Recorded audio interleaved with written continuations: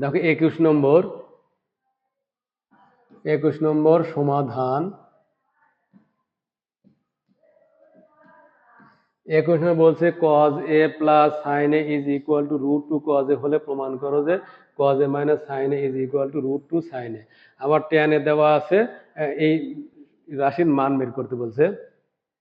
এখন দেখো 21 নম্বর অঙ্ক কিন্তু বিভিন্ন নিয়মে করা যায়। আমি তোমাদের সহজ নিয়মে করিয়ে দেখাবো, আশা করি তোমাদের কাছে ভালো লাগবে। দেখো দেওয়া আছে হলো cos a plus sin a is equal two √2 cos a। সমাধানের মতো সমাধান যেমন আমরা কি করি, একই জাতীয় রাশি এক পাশে নেই। তাহলে এখানে দেখো cos a এই পাশে আছে, এখানে আছে আবার cos a এই পাশে। তাহলে cos যদি ডাইন পাশে নিয়ে যাই তাহলে লেখা যায় sin a is equal two √2 cos a আছে, আর এই প্লাস cos a ডাইন পাশে নিয়ে গেলে minus cos a। This implies, এখন দেখো sin a is equal two, তোমাদের কিন্তু আগেই বলেছি যে এই অনুপাতের ক্ষেত্রে অর্থাৎ sin cos tan sec cosec এর ক্ষেত্রে এবং log এর ক্ষেত্রে কিন্তু কমন পরে নিতে হয়। তাহলে এখানে cos a যদি কমন নয়, এখানে থাকে হলো √2 মাইনাস 1, তাহলে cos a।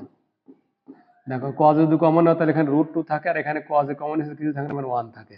দিস ইমপ্লাইজ, আর সমাধানের নিয়ম অনুযায়ী যদি গুণ আকার থাকে তাহলে বাম পাশ থেকে ডান পাশে নিয়ে গেলে ভাগ হয়, আবার ডান পাশ থেকে বাম পাশে নিয়ে আসলে ভাগ হয়। অর্থাৎ sin a divided by √2 minus 1 is equal to cos a। √2 minus cos a ডান পাশে ছিল, বাম পাশে নিয়ে ভাগ হয়ে গেল। এখন এই √2 মাইনাস 1 আছে হরে, তাহলে √2 প্লাস 1 দ্বারা লব ও হরকে গুণ করতে হবে। আগে কিন্তু একই নিয়মে অঙ্ক করে আসছি। তাহলে sin a আছে, তার সাথে গুণ করব হলো √2 প্লাস 1 ডিভাইডেড বাই √2 মাইনাস 1 আছে, গুণ করব হলো √2 প্লাস 1। একই জাতীয় রাশি দ্বারা লব ও হরকে গুণ করলে মানে কোনো পরিবর্তন হয় না, is equal to cos a।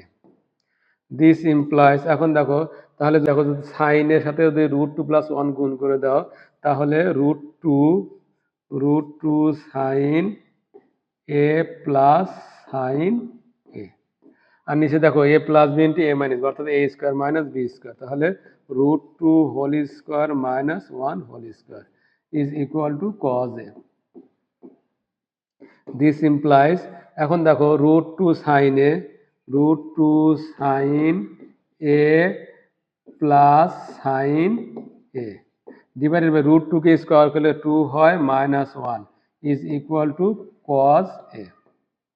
এখন দেখো √2 মাইনাস 1 মানে 1, তাহলে নিচে 1 যদি 1 থাকে তাহলে 1 লেখার প্রয়োজন মনে হয় না। তাহলে √2 sine a plus sine a is equal to cos a। এখন ডান পাশে সম্পূর্ণ যদি বাম পাশে নিয়ে আসি আর বাম পাশে সম্পূর্ণ যদি ডান পাশে নিয়ে যাই তাহলে মানে কিন্তু কোনো পরিবর্তন হয় না, কারণ এখানে দেখো cos a কিন্তু আগে আছে, এই জন্য এই cos a আগে নিয়ে আসবো, অর্থাৎ cos a বাম পাশে নিয়ে আসবো আর বাম পাশে সম্পূর্ণ ডান পাশে নিয়ে যাবো। √2 sine a plus sine a, সুতরাং cos a minus sine a, cos a minus sin a is equal to √2 sin a।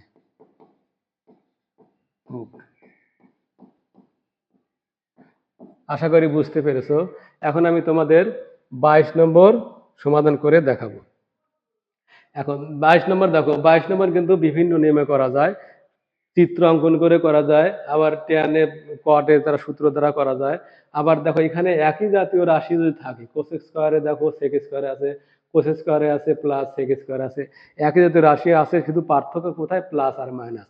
এই প্লাস আর মাইনাস যদি পার্থক্য থাকে তখন এটা যোজন বিয়োজনের পদ্ধতি যদি করো তাহলে আমার মনে হয় তোমাদের জন্য সুবিধা হবে, কারণ যোজন বিয়োজন পদ্ধতি করলে যোগ বিয়োগের ঝামেলা কম থাকে। এখন দেখো যোজন বিয়োজন কি, যোজন বিয়োজন হলো লব যোগ হর ডিভাইডেড বাই লব বিয়োগ হর ইজ ইকুয়াল টু লব যোগ হর ডিভাইডেড বাই লব বিয়োগ হর।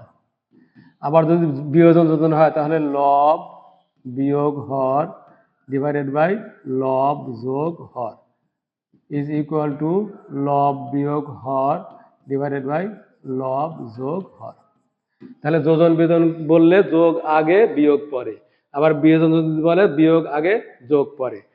যোজন বিয়োজন করার ক্ষেত্রে কিন্তু অবশ্যই তোমার সমাধান মাথার সাথে সমান থাকতে হবে। শুধু তোমরা কিন্তু অনেক সময় ভুল করে ফেলো যে সমান না থাকলে যোজন বিয়োজন করো, আসলে কিন্তু যোজন বিয়োজন করা যায় না। যোজন বিয়োজনের শর্তে হলো অবশ্যই তোমাকে সমান থাকতে হবে। তাহলে এখন দেখো tan a 22 নম্বর দেওয়া আছে হলো tan a is equal to 1 divided by √3. This implies tan কে যদি ভেঙে দিই, এখন দেখো tan কে ভাঙা যায় cot 1 by cot ও ভাঙা যায়, আবার sin cos ও ভাঙা যায়। এখানে কিন্তু কোসেক আছে সেক আছে, sin এর বিপরীত হলো কোসেক, আবার cos এর বিপরীত কিন্তু সেক, তাহলে কোসেক আর সেকের সাথে কিন্তু মিলে যায়। এই জন্য ভাঙবো হলো sin আর cos দ্বারা। sin a divided by cos a is equal to 1 divided by √3. যেহেতু এখানে সাইন নাই, কোসেক আছে আর সেক আছে, তাহলে সাইনকে ভেঙে দেব। সাইন মানে হলো 1 ডিভাইডেড বাই কোসেক এ, আর কস মানে হলো 1 divided by sec A is equal to 1 divided by √3.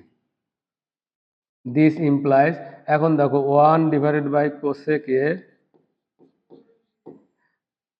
গুণ সেক এ উপরে যাবে আর 1 নিচে আসবে is equal to 1 divided by √3. This implies, এখন যদি গুণ করো তাহলে sec A divided by cosec এ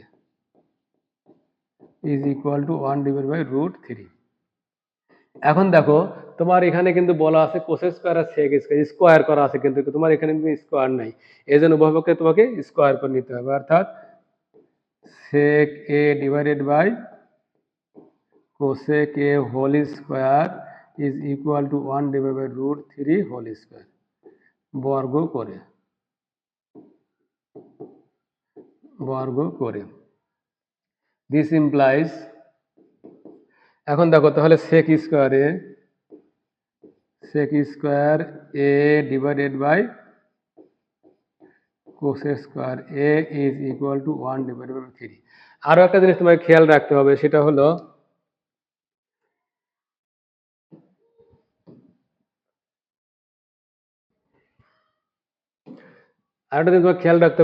দেখো যে এখানে দেখো দুইটাই কিন্তু লব কিন্তু আগে, অর্থাৎ কোসেক স্কোয়ারে আছে, কোসেক স্কোয়ারে আছে, তার মানে যেটা লবে থাকবে সেইটা কিন্তু অবশ্যই আগে থাকবে, অর্থাৎ যেটা আগে থাকবে সেটা তোমাকে লবে রাখতে হবে, তাছাড়া কিন্তু হবে না, কারণ সূত্র হলো লব যোগ হর লব বিয়োগ হর, অথবা লব বিয়োগ হর লব যোগ হর। তার মানে যেহেতু কোসেক স্কোয়ার আগে আছে, এখানে আছে, এখানে আগে আছে, তাহলে কোসেক স্কোয়ার অবশ্যই তোমাকে লবে রাখতে হবে, কিন্তু এখানে কিন্তু আছে হরে, এই জন্য কি করতে হবে, বিপরীতকরণ করতে হবে। দিস ইমপ্লাইজ, তাহলে cosec square A divided by sec square A is equal to 3 divide by 1, এখানে বিপরীতকরণ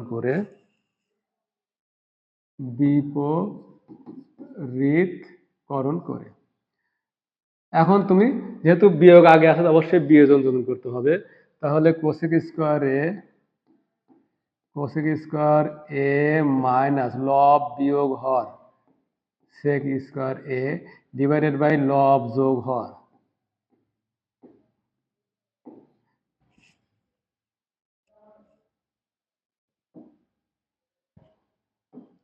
লব বিয়োগ হর আর লব বিয়োগ যোগ হর, cosec square A plus sec square A is equal to 3 minus 1 divided by 3 plus 1, অর্থাৎ লব বিয়োগ হর লব যোগ হর। তোমাকে অবশ্যই লিখে দিতে হবে যে যোজন বিয়োজন করে, এখানে বিয়োজন যোজন আগে,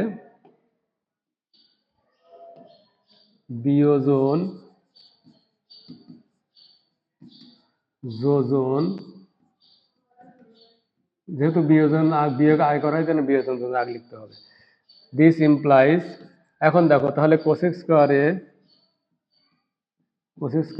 এ minus sec square A divided by cosec square A plus sec square a is equal to 3 মধ্যে 1 বাদ দিলে 2 আর নিচে হলো 4 ইজ ইকুয়াল টু 1/2। আশা করি বুঝতে পেরেছো। এখন আমি তোমাদের 23 নম্বর অঙ্ক সমাধান করে দেখাবো।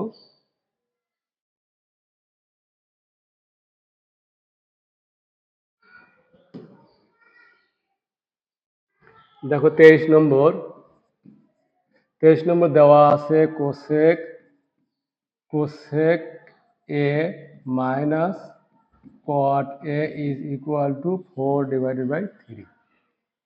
তাহলে এই ধরনের অঙ্ক অর্থাৎ কোসেক কট সেক ট্যান যদি থাকে তাহলে সূত্র দিয়ে তোমাকে অঙ্ক করতে হবে। তাহলে আমরা জানি, সরাসরি সূত্র দিবে, আমরা জানি cosec square A minus cot square A is equal to 1। তাহলে দেখো A square minus B square অর্থাৎ A plus B into A minus B, cosec A plus cot A plus B into cosec A minus cot A. তাহলে A plus B into A minus B is equal to 1। এখন তো এখানে কিন্তু একটা মান দেওয়া আছে, কোসেক এ মাইনাস কট এর মান দেওয়া আছে। তাহলে কোসেক এ মাইনাস কট এর মান 4/3 বসিয়ে দেবো, অর্থাৎ cosec A plus cot A into 4/3 is equal to 1.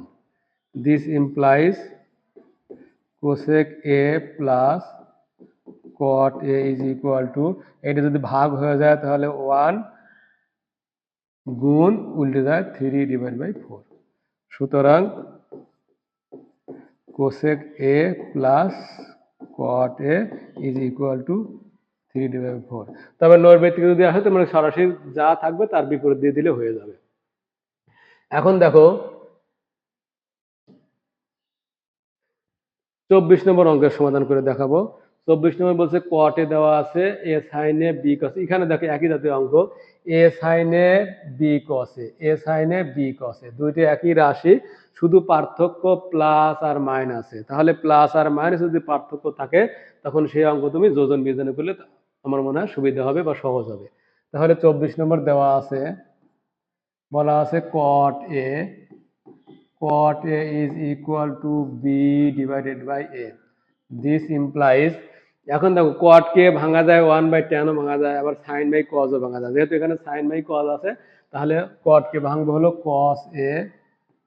cos a divided by sin a is equal to b divided by a.